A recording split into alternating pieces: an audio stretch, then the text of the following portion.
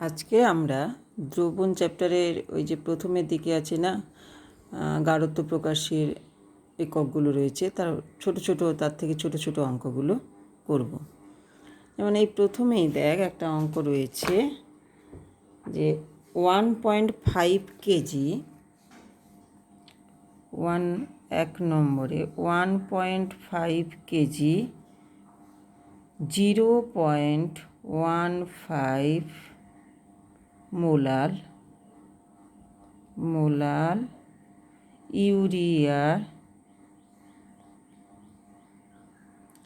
ইউরিয়ার জলীয় দ্রবণ, এগুলো ছোট ছোট অঙ্ক। জলীয়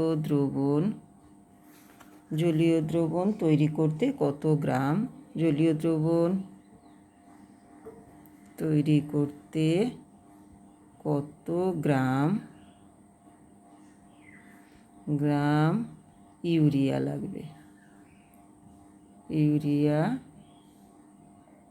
লাগবে। এই অঙ্কগুলো করতে গেলে প্রথমেই দেখে নিতে হয় কি দেওয়া আছে আর কি বের করতে হবে। এটা আছে মোলাল দ্রবণ মানে কি রে, 1000 গ্রাম দ্রাবকে কি থাকবে, তার মানে এত কেজি বলেছে, 1.5 কেজি। তাহলে দ্রবণের পরিমাণটা দেওয়া আছে, দ্রবণের পরিমাণ কি দেওয়া আছে, দ্রবণের পরিমাণ ইজিক্যাল টু দেওয়া আছে 1.5 কেজি ইজিক্যাল টু, এটাকে আমরা গ্রামে নিলে কত হবে, এটা হচ্ছে 1500 গ্রাম, 1000 দিয়ে ইন্টু করলে।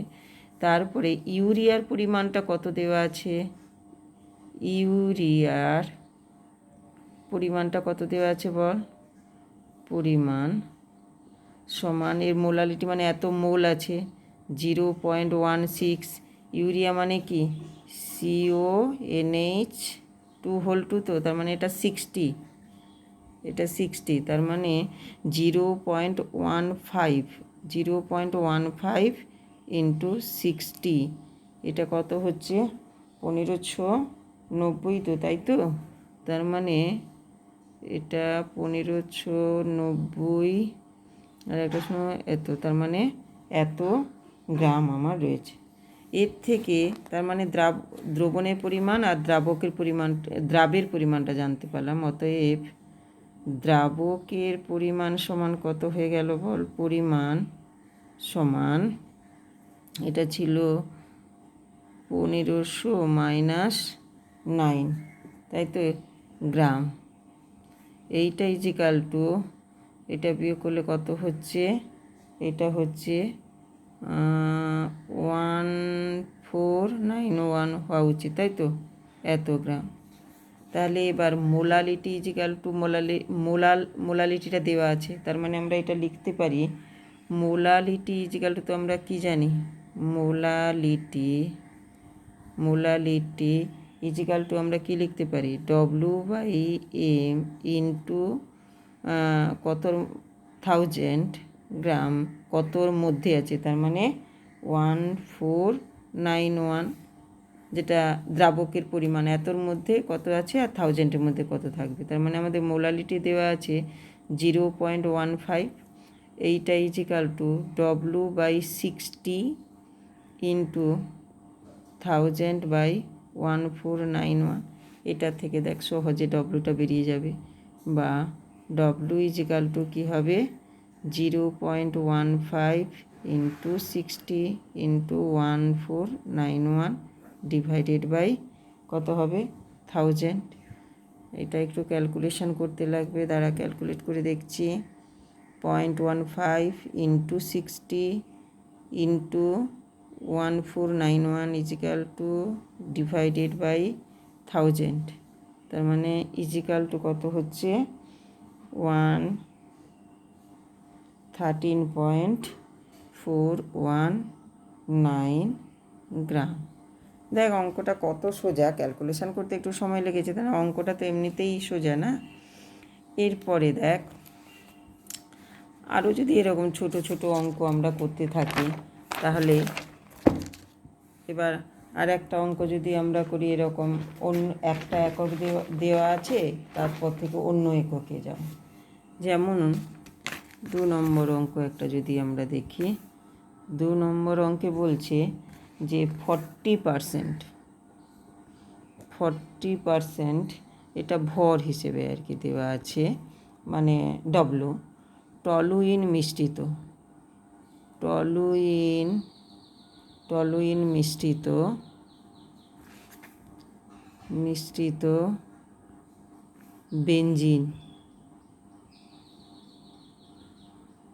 বেনজিন দ্রবণের মূল ভগ্নাংশ নির্ণয়। বেনজিন দ্রবণের মূল ভগ্নাংশ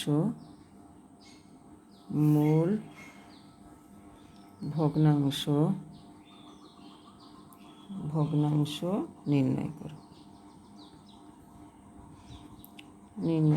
খুবই সোজা।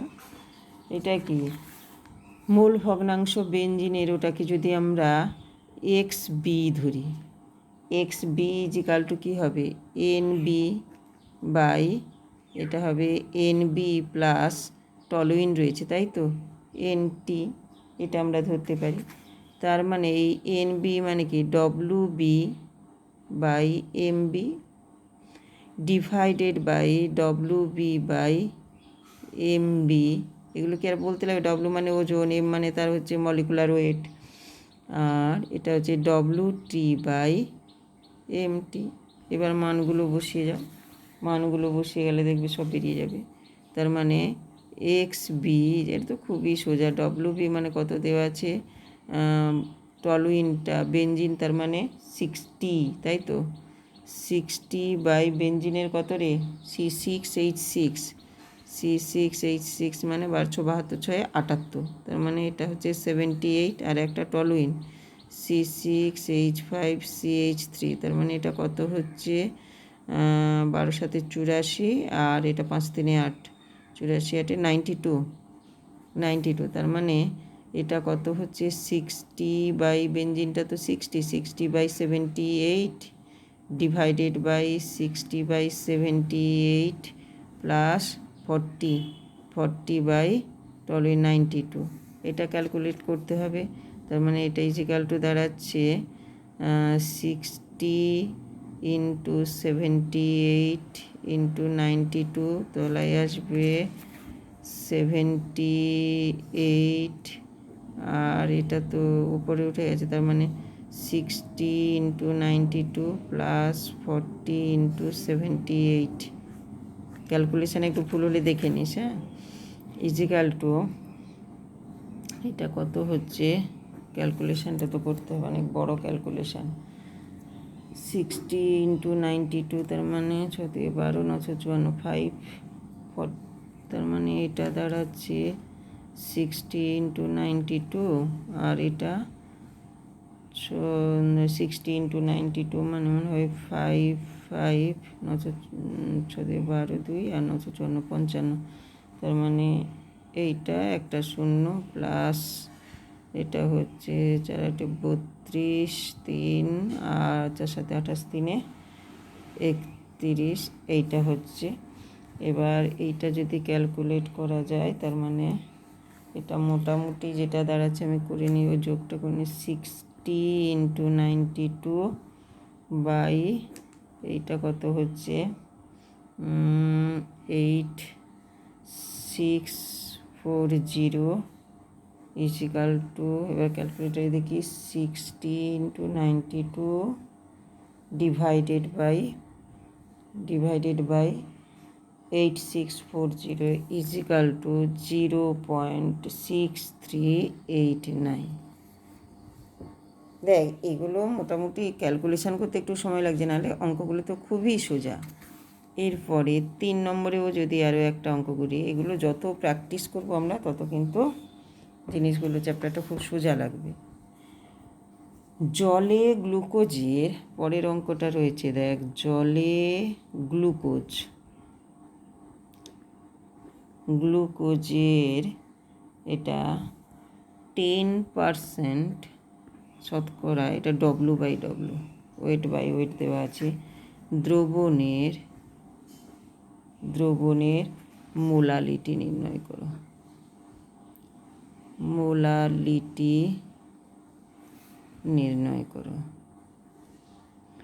নির্ণয় করো। এর আর একটা পার্ট দেওয়া আছে, যদি দ্রবণের ঘনত্ব 1.2 গ্রাম পার লিটার হয়, তবে দ্রবণের মোলারিটি নির্ণয় করো।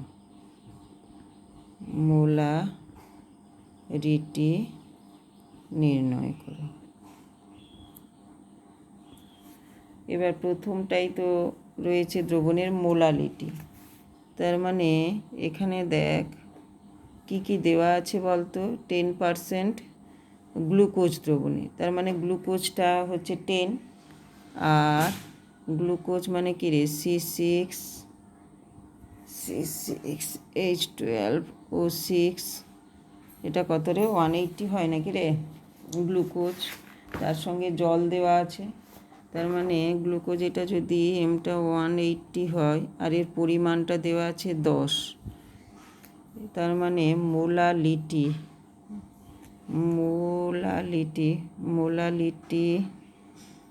মোলালিটি ইজিক্যাল টু কী হবে, W/M হবে মোল ইন্টু 1000, আর কতর মধ্যে আছে 90।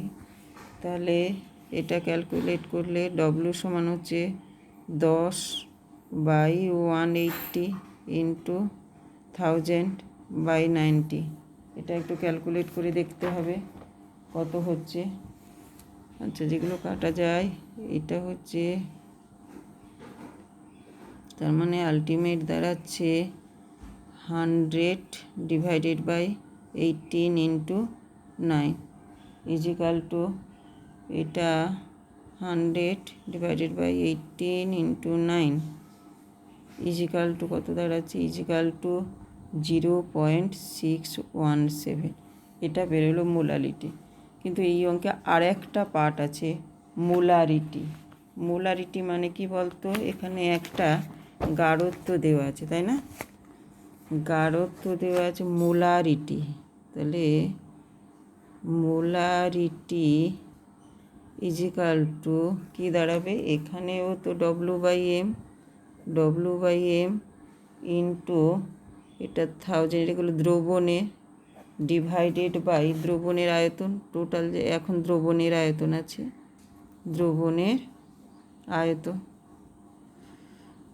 আয়তন তার মানে এখানে দাঁড়াচ্ছে এটা 10/180 ইন্টু 1000 দ্রবণের আয়তন। আচ্ছা, আমরা একটা জিনিস জানি না, এখানে ঘনত্ব দেওয়া আছে, তাই তো রে, ঘনত্ব দেওয়া থাকলে D ইজিক্যাল টু M/V, এখানে ভিটা বের করতে হবে M/D। তার মানে M মানে এখানে কত, M তো টোটালটা তো 100, তার মানে 100 divided by D is equal to কত দেওয়া আছে 1.2, তার মানে M ইজিক্যাল টু এখানে কত দাঁড়াচ্ছে 10/180 ইন্টু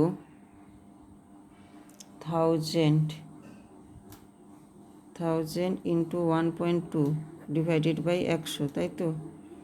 তার মানে ইজিক্যাল টু কত দাঁড়াচ্ছে 12 ডিভাইডেড বাই 18 ইজিক্যাল টু 0.667। তাহলে দেখ, ফর্মুলায় ফেলে দিলে অঙ্কগুলো অনেকটাই সোজা হয়ে যাচ্ছে। এরপরে একটু যদি আমরা এই প্রথমে যে রাউলস ল এ relative lowering of vapour pressure আছে, তার থেকে যদি একটা, এটা কত হবে 4 number relative lowering of vapour pressure আছে, তার থেকে যদি আমরা একটা অঙ্ক করি, বা ডিপ্রেশন অফ ফ্রিজিং পয়েন্ট, যেটা আমাদের পড়ানো হয়েছে মোটামুটি।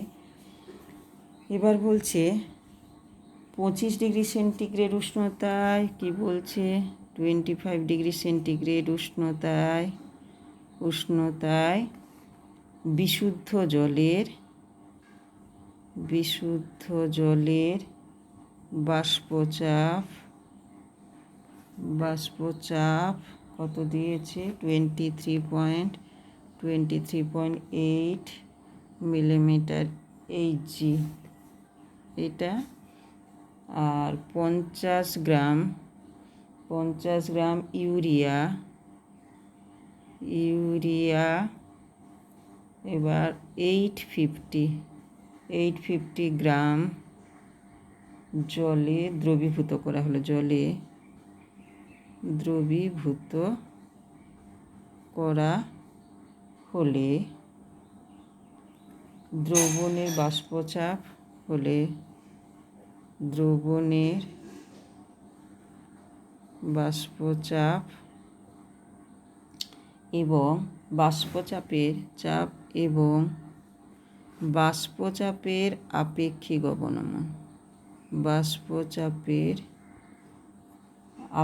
অবনমন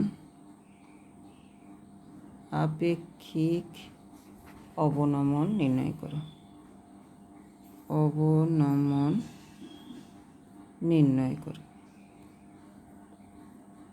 নির্ণয় করো। এটা আমরা কিভাবে করব? বাষ্পচাপে কি কি দেওয়া আছে বলতো? P0 দেওয়া আছে, তাই তো। বিশুদ্ধটা 23.8 mm এইচজি দেওয়া আছে।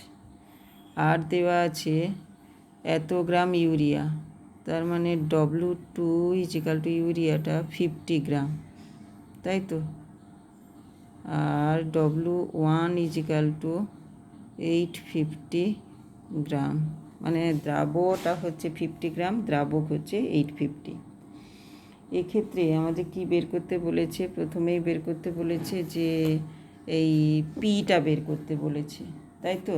প্রথমেই পি বের করতে বলেছে। পি মানে দ্রবণের বাষ্পচাপ, এইটা কত বের করতে বলেছে। আর একটা কি বলেছে? রিলেটিভ লোয়ারিং, তার মানে P0 - P divided by relative P0, এইটা সমান কত বের করতে বলেছে। এইটা তো একেবারে সোজা, এটা রয়েছে। আমরা জানি কি P0 - P divided by P0 = x2 আমরা n2/n1 + n2।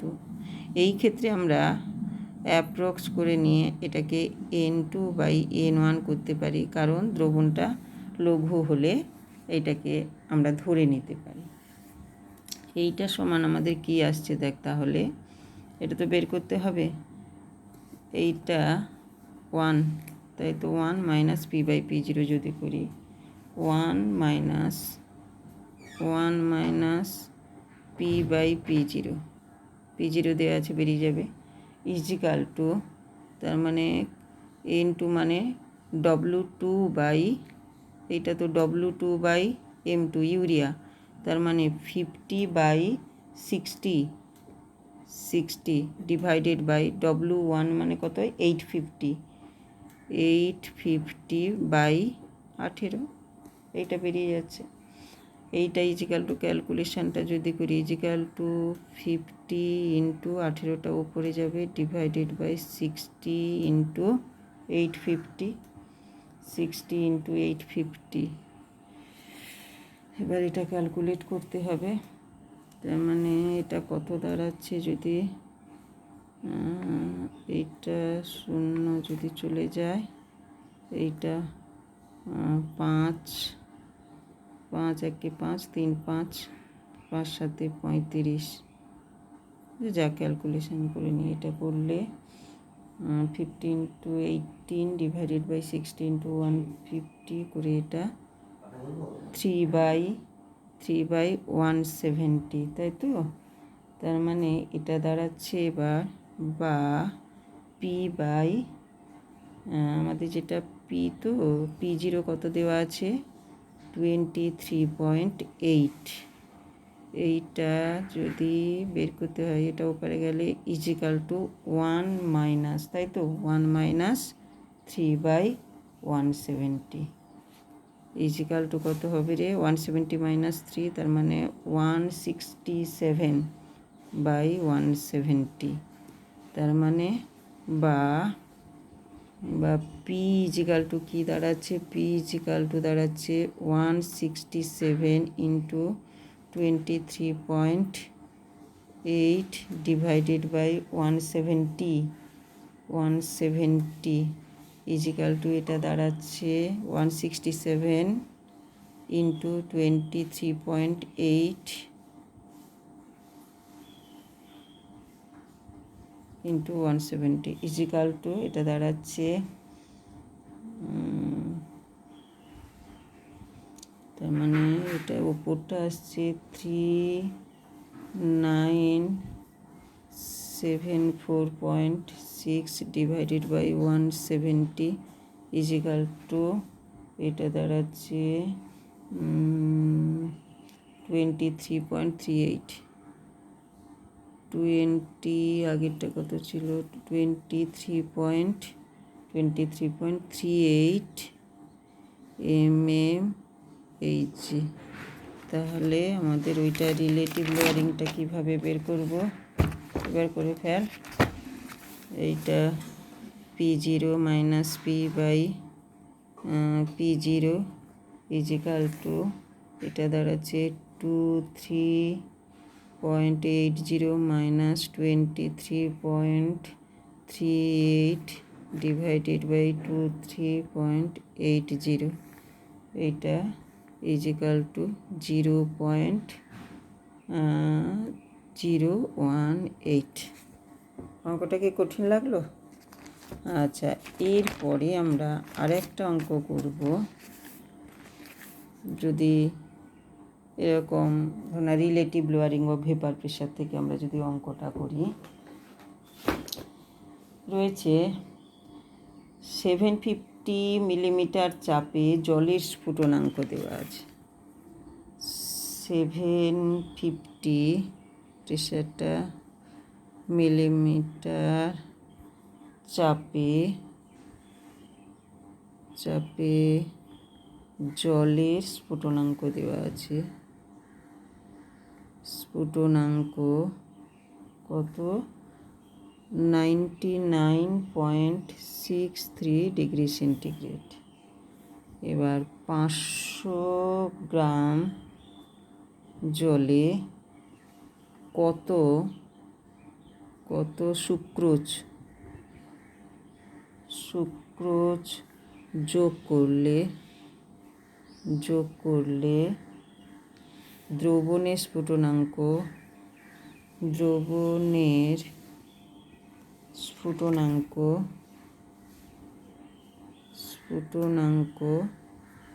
100 ডিগ্রি সেন্টিগ্রেড হবে। 100 ডিগ্রি সেন্টিগ্রেড হবে। এবার কি বলেছে, এটা এলিভেশন ও বয়লিং পয়েন্ট, তাই তো? দ্রবণের স্ফুটনাঙ্ক বৃদ্ধি পায়। এখানে সুক্রোজ, তার মানে C12 H22 O11, এর আণবিক গুরুত্বটা কত হয় রে? আণবিক গুরুত্ব সুক্রোজ তো, তার মানে এটা 12 144 22, আর এটা হচ্ছে 11 ইন্টু 16, এটা করলে দাঁড়াচ্ছে 342। এবার আমরা জানি কী বের করতে হবে, কি দেওয়া আছে, দ্রবণের স্ফুটনাঙ্ক মানে TB0 দেওয়া আছে 99.63 ডিগ্রি সেন্টিগ্রেড, আর TB দেওয়া আছে 100 ডিগ্রি সেন্টিগ্রেড, আর 500 গ্রাম জলে, তার মানে W2 ইজিক্যাল টু 500, আর M2 ইজিক্যাল টু জল মানে 18, জল তো, তার মানে কিন্তু 1, আর কত সুক্রোজের তাহলে M2টা আমরা জানতে পারলাম, M2 হচ্ছে 42, আর W2 ইজিক্যাল টু কত বের করতে হবে, তাই তো? তাহলে দেখ, এটা ডেল্টা TB ইজিক্যাল টু কি? Delta TB equal to TB minus TB0, এইটা আমরা করি। আবার delta TB equal to KB into A, এমটা মোলাল দ্রবণ, তাহলে এক্ষেত্রে আমাদের যেটা বের করতে হবে, ডেল্টা টিবিটা আমরা বের করে নিই, তাই তো। ডেল্টা টিবি ইজিক্যাল টু, তার মানে এটা হচ্ছে 100 মাইনাস 99.63 ইজিক্যাল টু, এটা ডেল্টা টিবি, তাই তো।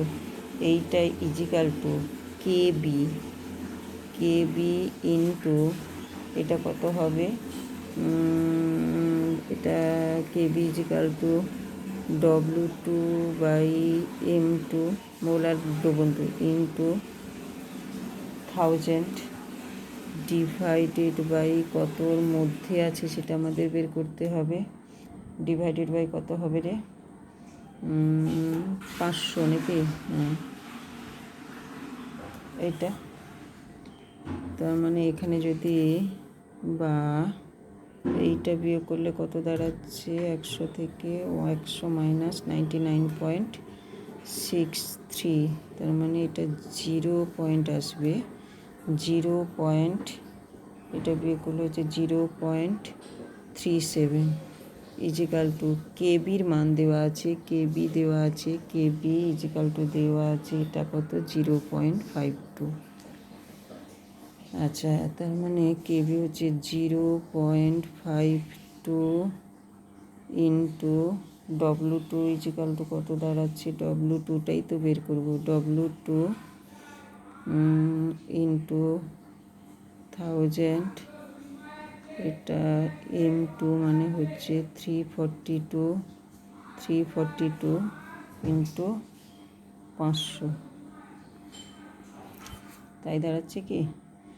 এবার 0.37 ইজিক্যাল টু মোলালিটি, তো এবার W2টা আমাদের বের করতে হবে, তার মানে বা W2 ইজিক্যাল টু কত হচ্ছে 0.37 into 342 into 500 divided by 0.52 into 1000, এটা দাঁড়াচ্ছে তো W2 ইজিক্যাল টু।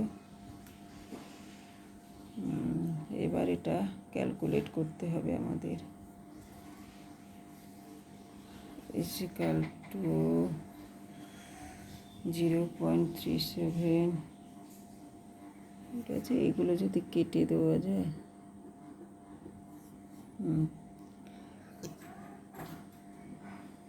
দাঁড়া ক্যালকুলেশনটা করে নিই একটু। 0.37 ইন্টু 342, এটা 121.67 গ্রাম, তার মানে W2 ইজিক্যাল টু W2 মানে সুক্রোজের পরিমাণটা আমাদের দাঁড়ালো এটা। যাক, এভাবে পরের ভিডিওতে আমরা আবার কয়েকটা অঙ্ক করব, ঠিক আছে।